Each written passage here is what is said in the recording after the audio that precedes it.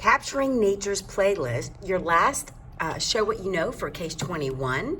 I hope that you were able to read that despite some of the more difficult vocabulary, and you went ahead and annotated and underlined words you weren't familiar with. Just to give you an idea, I went ahead on mine, and golly, it's like the second word in the passage I circled, spectrogram. Very different. Lots of other things that I made notations of as I was reading.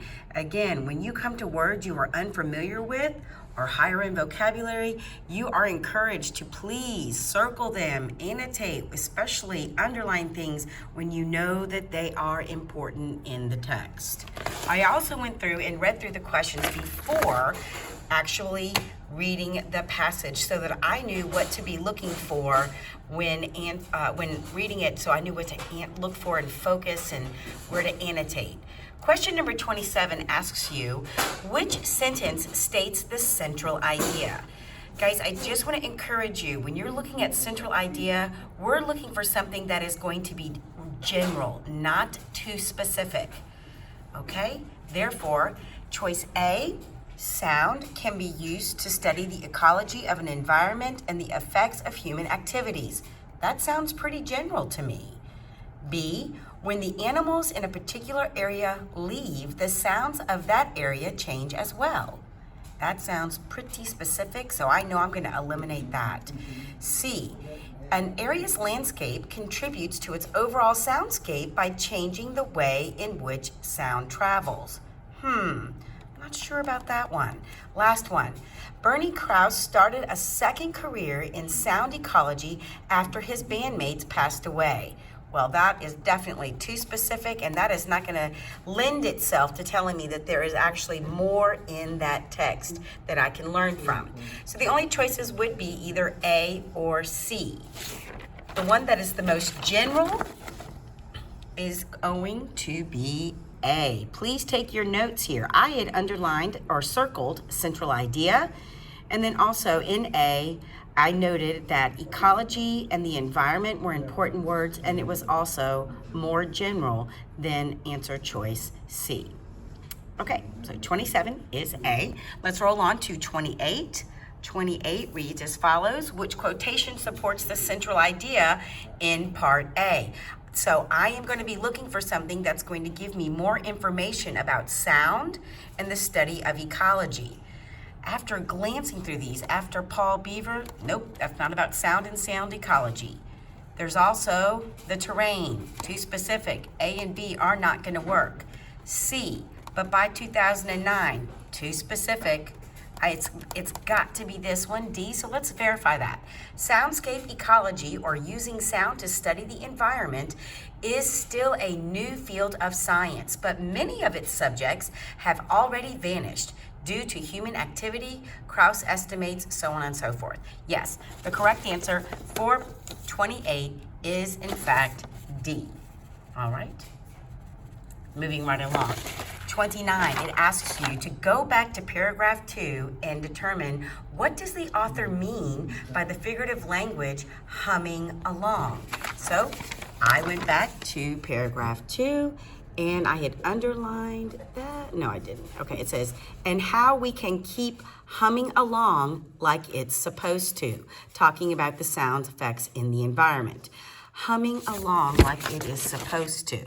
Looking at my answer choices, humming along, contributing equally, driving forward, making melodies, or operating normally. I'm going to eliminate B and C immediately. Driving forward, what is that even talking about? Humming along, driving forward, and making melodies? No. That has no reference to that. It's either going to be when you're humming along, are you contributing equally or operating normally? If things are just humming along every day in our class, they are D, operating normally. That just makes sense to me. And those are the notes that I took on number 29. Moving on to question 30, and I believe it has to do with viewpoint. So let's take a look there.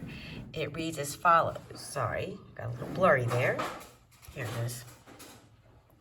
It says, which quotation, let me move it down. represents the author's viewpoint on the role humans play in sound ecology. Guys, in these answer choices where these quotations are cited, you need to be looking at ones that cite people in them and how people play in sound ecology. So, the dew that settles on the ground at night, no, I can eliminate that immediately because we're not talking about people. Oh, if roads, airplanes, or jackhammers drown out the natural soundscape of an ecosystem, how are other living things affected?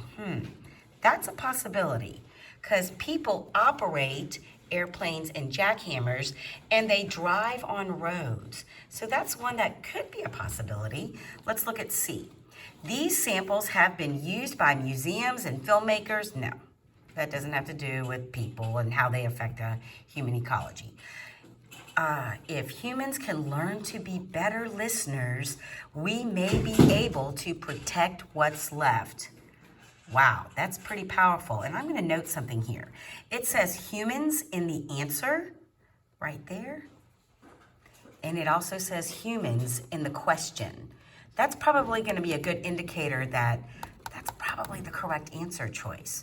Also, let's see, the role humans play. Well, there we go. He's letting us know that if humans learn how to be better listeners, we may be able to protect what's left. So then again, of course, D would be the correct answer. And I even wrote next to that, wow, what a statement there. Very powerful, because that is so true.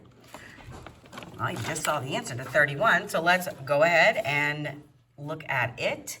It says, what is the meaning of the word unraveled as it is stated in paragraph 4? Well, to unravel means to come undone, guys, to be undone. But I have to go back to paragraph 4 to see it in context, and it reads like this.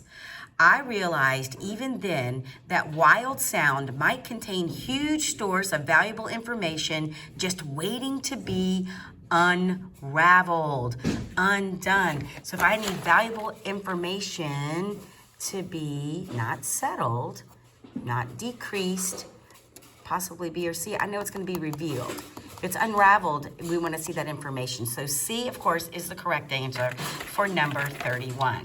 Let's take a look at number 32. What is the meaning of the word filtering as it is used in paragraph 7? So I'm going to go to paragraph 7. I know what a filter is. I have them in my house.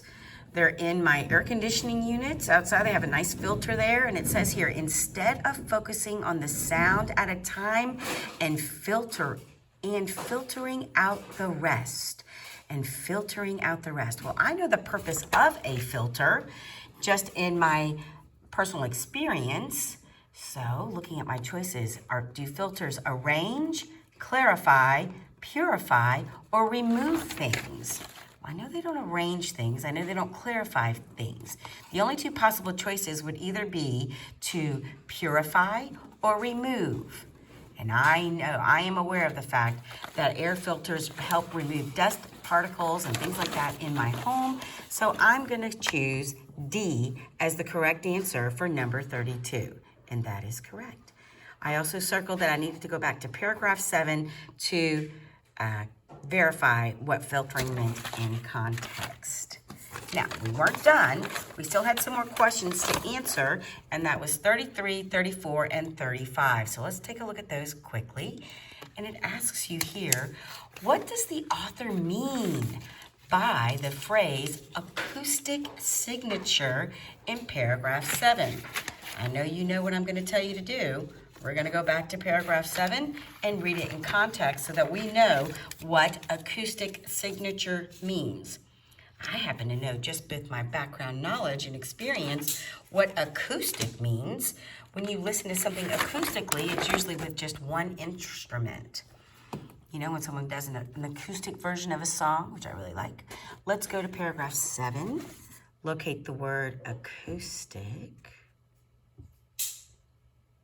Oh, I see it. It's right here at the end.